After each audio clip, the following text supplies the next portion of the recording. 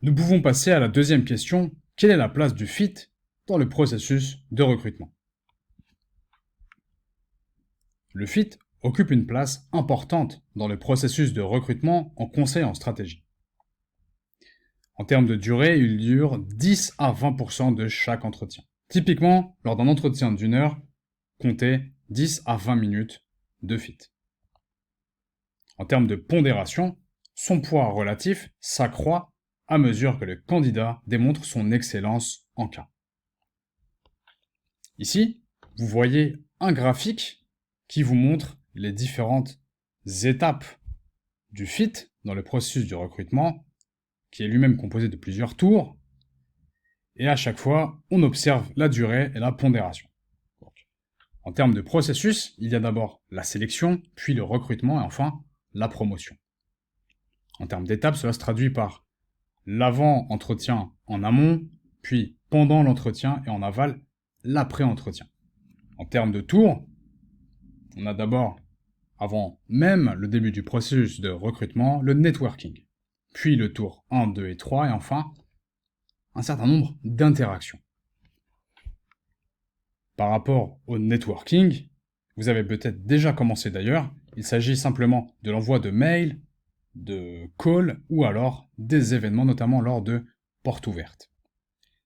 Ici, on voit bien que le fit occupe une place écrasante par rapport à l'étude de cas, qui est quand même parfois présent dans de rares cas, notamment lors d'échanges informels avec des consultants d'un cabinet, mais qui peuvent déjà vous tester avec des études de cas ludiques, courtes, brèves, mais qui n'en demeurent pas moins des études de cas.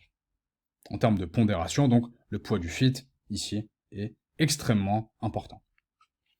Ensuite, pendant l'entretien, donc, on en compte souvent 6 pendant le processus de recrutement, on va constater donc que même si la durée du fit est constante, sa part dans la notation finale évolue de manière très forte. En fait.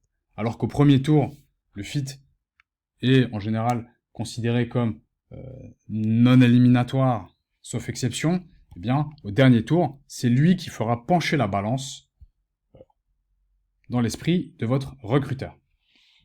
Enfin, dans l'après-entretien, eh bien, il y a un certain nombre d'interactions qui dépendent du verdict du cabinet. Donc, si vous avez été recruté, eh bien, là, vous allez effectuer une prise de poste, alors que si vous avez été écarté du processus de recrutement, eh bien, il vous faudra repostuler. Donc, le cabinet va conserver un lien étroit avec les anciens candidats qui sont déjà enregistrés.